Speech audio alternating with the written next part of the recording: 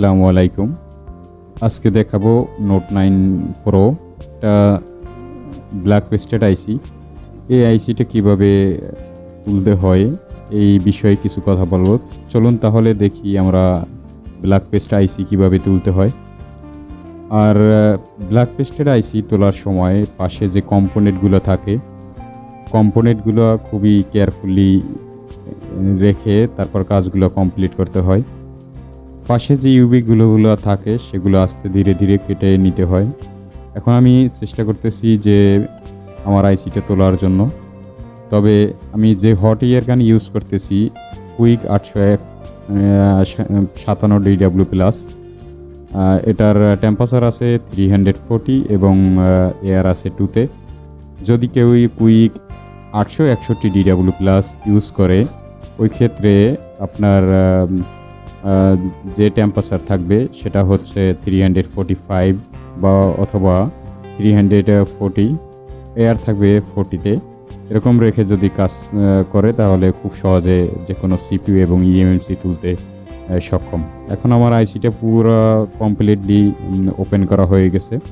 এখন আমি ট্রাই করব যে আমার মাদারবোর্ড পিসিবি সেটাকে আমি ধীরে ধীরে পরিষ্কার করার চেষ্টা করব। তাহলে যে কোনো কাজই হোক না কেন খুব কেয়ারফুলি কাজ করলে কাজগুলো কিন্তু সঠিকভাবে এবং যেরকমের নিজের আওতাধীন বলা যায় সেইভাবে কাজগুলো কমপ্লিট করা যায়। অনেকে একটা আইসি তোলার ক্ষেত্রে হয়তো বা অনেকটা ভয়ভীতি থাকে, কিন্তু সঠিক বা সিস্টেম অনুযায়ী যদি কাজ করে তাহলে কাজগুলো খুব ইজিলি করা সম্ভব। আর আমি যতগুলো কাজই করি না কেন সবসময় আমি পাশে যে কম্পোনেন্টগুলো এবং পিসিবির উপরে যাতে কোনো প্রকার প্রেশার না পড়ে সেদিকে আমি সবসময় খেয়াল রাখি। তবে যে কোনো কাজই যদি নিজের মতো করে করার চেষ্টা করে তাহলে কাজগুলো খুব সহজে করা যায়। আমি সবসময় ট্রাই করি যে ইজিলি এবং সহজভাবে কীভাবে কাজটা কমপ্লিট করতে হয় সেটাই আমি বলার চেষ্টা করি। আর যারা আমার ছাত্র আছে তাদেরকেও আমি এভাবেই কথা বলার ট্রাই করি, যাতে ফুল কমপ্লিটলি একটা কাজ কিভাবে করতে হবে সেটা বুঝতে পারে। আর যে সমকা আপনি সোল্ডার ওয়্যার দিয়ে এটার পিসিবিটা পরিষ্কার করার চেষ্টা করবেন ওই ক্ষেত্রে আপনি খুব কেয়ারফুলি পিসিবিতে আপনার তাতাল দিয়ে মানে এটাকে পরিষ্কার এবং করে যে আপনি ক্লিয়ার করবেন সেটা খুব কেয়ারফুলভাবে কাজটা কমপ্লিট করতে হবে। তাহলে আমি দেখতেছি যে আমার পাশে যে কম্পোনেন্টগুলো ওগুলো সবগুলোই ঠিক আছে, কিন্তু আমি খেয়াল রাখছি যে আমার পাশে যে কম্পোনেন্টগুলো আছে সেগুলো যাতে কোনো প্রকার সমস্যা না হয়।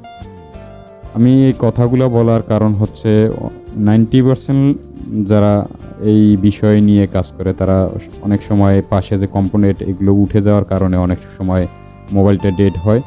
ডেড হওয়ার কারণে অনেক ক্ষেত্রে সিপিইউ রিভলভ করার পরও কাজটা কমপ্লিট না হওয়াতে অনেকটা মন খারাপ করে। সেজন্য আমি সবসময় এই কাজের বিষয়টা বলে দেওয়ার চেষ্টা করতেছি। আর যদি আমি মনে করি যে পিসিবি যতই পরিষ্কার হবে না কেন ততই কাজগুলো ফুল কমপ্লিটভাবে খুব সহজে উঠানো সম্ভব।